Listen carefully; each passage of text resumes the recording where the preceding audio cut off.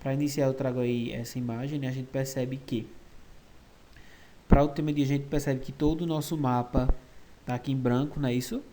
Por quê? Porque foi colonizado, como a gente viu na aula passada, pelos portugueses. Então a gente vai falar de outro e como foi algumas características dessa colonização da América Espanhola.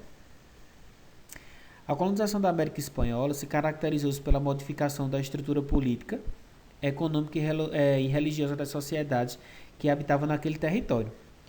É, não sei se vocês vão estar lembrados lá de quando a gente está no sexto ano, a gente estudou sobre os astecas, incas e maias. Então, quando os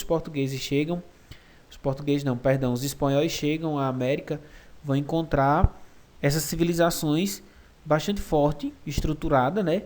Tanto politicamente quanto econômica e a questão religiosa. E isso vai ser drasticamente modificado pelos espanhóis. Os espanhóis introduziram no continente americano uma nova religião, um idioma e uma organização econômica e social. Por sua parte, levaram uma série de produtos desconhecidos para a Europa, como a batata, o milho e o chocolate. Além disso, as fronteiras do mundo conhecido se alargaram e modificaram para sempre. Então a gente pode dizer que aqui existia um extermínio de cultura, né? Os espanhóis acabaram com a cultura já existente na América. Após a conquista, era preciso ocupar o território americano. Afinal, os reis precisavam dominar mais regiões e mercados para legitimar sua existência. Igualmente, se queria expandir a fé católica. Como a gente viu também em algumas aulas anteriores, que a questão das grandes navegações foi muito patrocinado pela Igreja Católica, a fim de expandir o catolicismo pelo mundo. O poder político garantia a difusão da fé, enquanto a Igreja Católica legalizava a apropriação dos territórios. Por sua parte, a burguesia financiava a tomada dos bens alheios em nome do rei. A capitulação era um instrumento que permitia a execução desses interesses. Neste documento ficavam estabelecidos os deveres de cada um em cada uma das partes que praticavam na ocupação do novo domínio. Assim, estava especificado detalhes como o capital a ser empregado, as condições básicas da expedição se definiam e quanto de dinheiro seria aportado pela coroa e pelos particulares. Então a gente percebe que era um conjunto de interesses a partir dessas grandes navegações. Não era só o rei, né? Então existiam várias instituições por trás dessa conquista dessas novas terras, né? E aí eu falo um pouco sobre a economia das colônias espanholas, né? Os indígenas tinham que pagar tributos aos espanhóis em forma de trabalho ou produto. Imagina vocês ter que pagar um imposto de uma terra que já era sua. Porque os índios, né, eu já falei, os nativos eram os donos da terra. Então chegam os portugueses, dominam e ainda por cima tem que pagar esses tributos. E esses tributos eram pagos como uma forma de trabalho na época. Ao estabelecerem na América, os espanhóis se depararam com populações organizadas e regidas por leis há muito tempo consagradas. Deste modo, além de suas próprias regras, como a encomienda, os colonizadores empregaram os costumes locais para aproveitar a mão de obra indígena, como a mita. As encomiendas e a mita a gente vai debater um pouco mais com o passar dos slides, né? O que era a encomienda? A encomienda era uma instituição em vigor nos reinos de Castela e foi adaptada nas Índias, no caso, as Américas, aqui na América. A encomienda permitia ao encomendeiro, um fidalgo espanhol, a cobrar tributos na forma de trabalho ou de bens materiais a determinada população indígena. Em troca, o encomendeiro deveria evangelizá-los, cuidá-los e defendê-los. Então a gente lembra muito aqui sobre a Idade Média, né? Isso os feudos principalmente. As encomendas eram hereditárias, mas não perpétuas. Os abusos cometidos por muitos levou várias ordens religiosas a protestarem junto ao rei.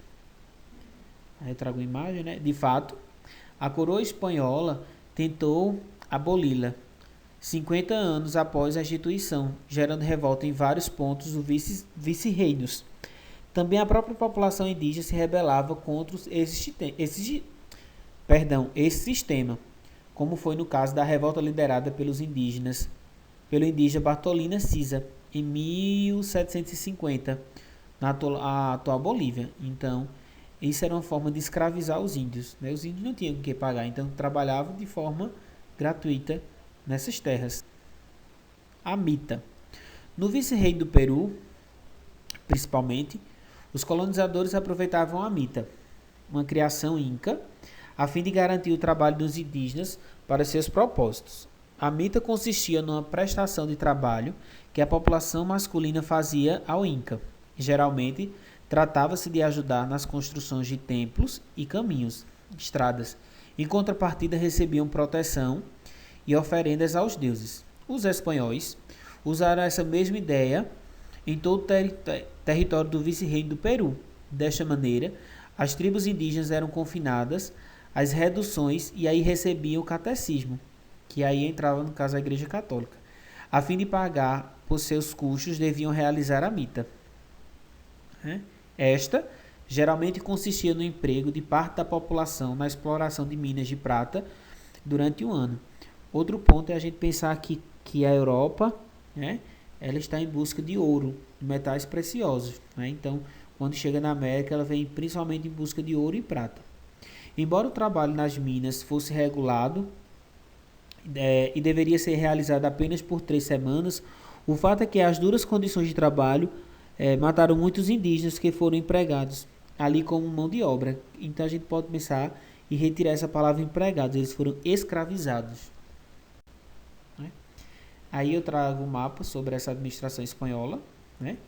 Aí a gente vê que o Brasil vai estar destacado, vai estar a América Portuguesa, né, que a gente viu na aula passada. E aqui a gente vai ter o Chile, Argentina, Peru, né? Até em cima no México. Para controlar o vasto território que conquistaram, os espanhóis criaram inicialmente 2 vice-reinos, diretamente ligados à coroa. O vice-rei da Nova Espanha e o vice-rei do Peru. Também foram estabelecidas as capitanias gerais de Cuba, capitania geral de Porto Rico e capitania geral de São Domingo. Importante ressaltar que esses territórios eram considerados como uma própria extensão do reino espanhol, daí o nome de vice-reino. Né? E era uma forma de dizer, né, de mostrar tanto aos colonizados, aos indígenas, como também aos outros impérios, que ali era uma extensão desse reino da Espanha.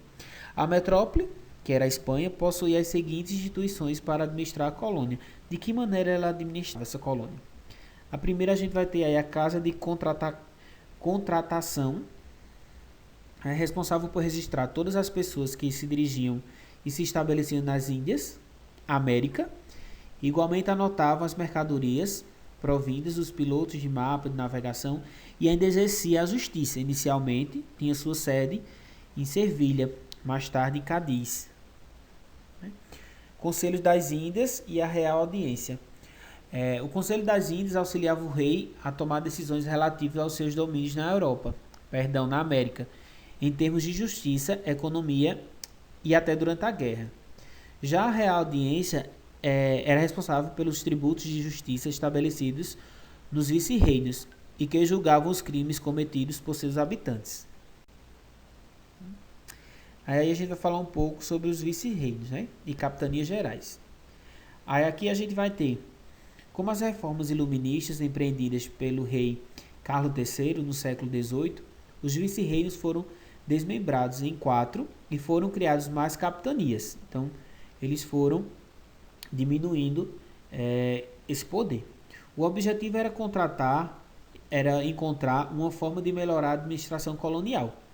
Vice-reinos, o que eram? Territórios de grande extensão e população, e eram os mais rentáveis para a coroa espanhola. Estavam governados por um vice-reino, eram eles, como a gente já viu. O vice-rei da Nova Espanha, do Peru, Nova Granada e Prata. As capitanias gerais, o que eram? Foram estabelecidas em zonas de maior conflito com a população indígena, ou que eram alvo de ataques de pirata. Foram elas Guatemala, né, que abarcava os atuais países de Guatemala, Honduras e El Salvador, e Costa Rica, Cuba, Venezuela, Chile, São Domingo e Porto Rico. Então, é um dado que a gente tem que lembrar que também os nativos, os indígenas, não aceitaram de forma pacífica essa colonização. Aqui a gente vai ter, eu trago para vocês sobre os cargos políticos, né? A gente tinha o vice-rei, o capitão-geral, os governadores e os cabildos, né? O que era cabildos? Era uma espécie de conselho formado pelos proprietários e homens de destaque da sociedade. Inclusive o clero se reuniam no edifício do mesmo nome. A sociedade nas colônias hispânicas. De como era organizada essa sociedade, né? Aí eu trago um quadro, né, do século XVIII que fala um pouco sobre essa sociedade. A gente vai ter nessa organização social os chapetones, assim chamados espanhóis recém-chegados nas colônias hispânicas, ocupavam os altos cargos como vice-rei, capitães gerais, governadores, alcaldes ou intendentes, prefeitos, bispos e arcebispos superiores de várias ordens religiosas. Então, quem vinha da Espanha, né, era que ocupava esses cargos. Então, jamais o nativo poderia ocupar esses cargos de alta confiança da coroa espanhola. Os crioulos. Quem eram os crioulos? Eram os filhos de espanhóis nascidos na América. Não podiam ocupar os altos cargos, mas participavam do cabildo e tinham uma posição social acomodada. Então, já era uma camada social inferior, né? Os crioulos exerciam várias atividades e eram profissionais como advogados, comerciantes, mas também encomendeiros, exploradores de minas, fazendeiros e etc. Os negros escravizados, né? Os africanos escravizados eram trazidos por traficantes ingleses e portugueses, né, que contavam com a participação de investidores espanhóis, que a gente viu que foi um grande comércio, né, de grande rentabilidade, infelizmente.